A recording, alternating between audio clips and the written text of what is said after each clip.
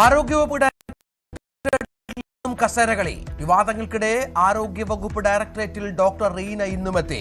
വന്നത് കോടതി ഉത്തരവ് പ്രകാരമെന്ന് റീനയുടെ കാര്യത്തിൽ നിയമോപദേശം തേടിയതായി മന്ത്രി. ആരോഗ്യ പ്രവർത്തകർക്ക് ദീർഘകാല അവധി നൽകരുതെന്ന സർക്കുലറിൽ വിവാദം.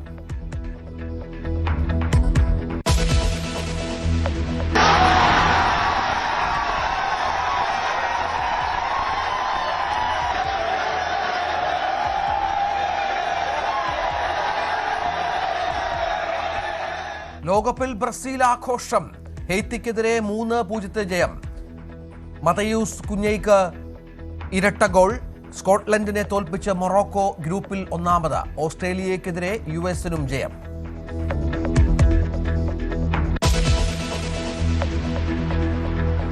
KB. Ganesh Kumar NSS director ബോർഡിൽ നിന്ന് പുറത്തേക്ക്. അംഗത്വം പുതുക്കി നൽകിയില്ല. പരാതിയുണ്ടെങ്കിൽ കേസ് കൊടുക്കാമെന്ന് NSS ജനറൽ സെക്രട്ടറി.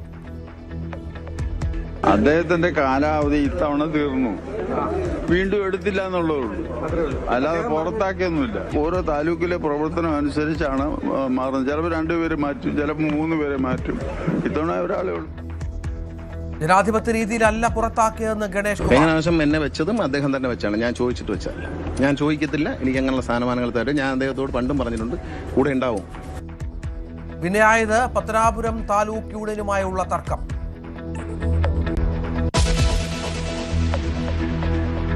വീര്യം കുറഞ്ഞ മദ്യത്തിന് നികുതി കുറച്ചതിൽ അഴിമതിയെന്ന് പ്രതിപക്ഷം. നടപടി കർണാടക ലോബിക്ക് വേണ്ടിയെന്ന് MP രാജേഷ്. സർക്കാരിന് വലിയ വരുമാന നഷ്ടമുണ്ടാക്കുമെന്നും ആരോപണം.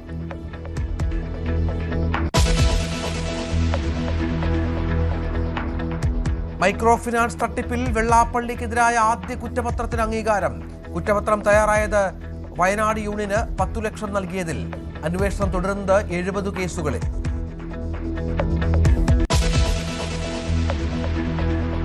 ജനസംഖ്യാടിസ്ഥാനത്തിൽ ജില്ലകൾ പുനഃക്രമീകരിക്കണമെന്ന ആവശ്യം കൂടുതൽ ശക്തമാകുന്നു. UDF നേതൃത്വം മുന്നോട്ട് വെക്കുന്ന ആവശ്യത്തോട് യോജിച്ച് BJPയും. മലബാർ കേന്ദ്രഭരണ പ്രദേശമാക്കണമെന്ന ആവശ്യവുമായി വിശ്വ ഹിന്ദു പരിഷത്ത്.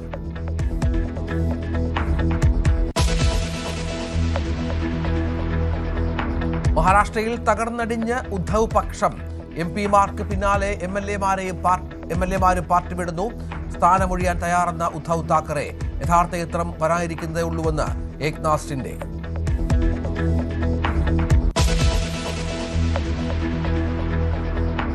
പശ്ചിമേഷ്യൻ യുദ്ധകരാറിലെ അന്തിമ ചർച്ചകളിൽ അനിശ്ചിതത്വം. ഇറാനെ പ്രകോപിപ്പിച്ച് ഇസ്രായേലിന്റെ ലെബനൻ ആക്രമണം. അമേരിക്കൻ പ്രതിനിധികൾ ലെബനനിലെത്തി. ഇറാൻ പ്രതിനിധികളുടെ വരവിൽ അനിശ്ചിതത്വം.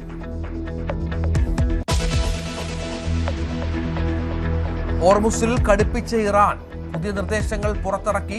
കപ്പലുകൾ കടന്നുപോകാൻ അപേക്ഷ നൽകണം. 48 മണിക്കൂർ മുൻപ് റൂട്ട് ഉൾപ്പെടെ വിവരങ്ങൾ നൽകണമെന്നും ഇറാൻ.